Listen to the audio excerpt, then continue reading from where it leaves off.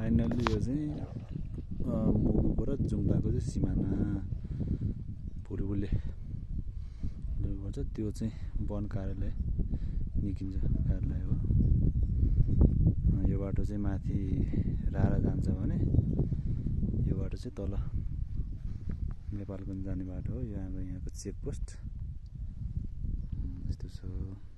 जाडो छ एकदम, टावर पनि टिप्दैन। यो क्यानन सेटको लागि पनि यस्तो छ, यस्तरी राख्नुपर्ने हुन्छ। यो भनेपछि यतातिर मोबाइलको टावर नटिप्ने भएर चाहिँ यस्तो यस्तो बक्सा सब बनाएको छ। यहाँ टक्क फोन आउँछ यसमा,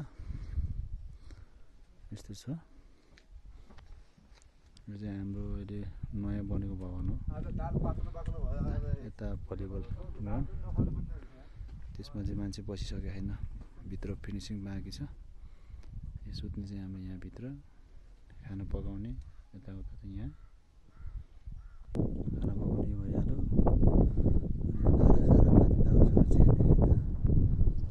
धारा ड्रमहरू हात धुने, नुहाउने यस्तो छ। यहाँको मौसम यस्तो छ कि चिसो, फोन लाग्दैन। वाइफाई चाहिँ छ है, वाइफाईको टावर चाहिँ त्यो वाइफाईको टावर हो। उताबाट राउटर उस राखेर रिपिटर राखेर रिपिटरबाट चल्दो रहन्छ। यो चाहिँ आगोसागो तापेर बस्ने गाडीको पर्खाइमा हो। गाडी आज एउटा एसएमएल भन्ने सानो गाडी हुन्छ, त्यो गाडी आउने अरे।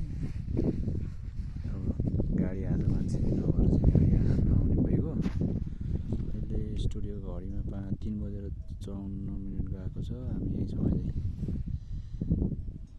यो चाहिँ विशेष गरी पुलले देखाउने हो। उहाँ गएर बडो कहाँ कहाँ बस्दै गयो भन्छ पुलले।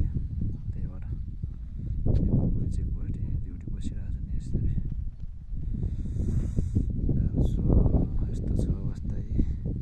यो चाहिँ गुल्मा हेडक्वार्टर चाहिँ उहाँबाट चाहिँ मिलाएको लागि सिक्न मिलाएको लागि यो मोबाइल यसमै फोन आउने गर्छ उठाउने।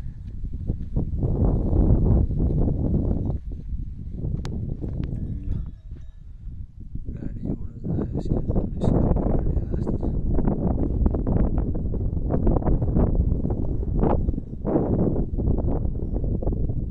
भाइ गाडी आएको सोध।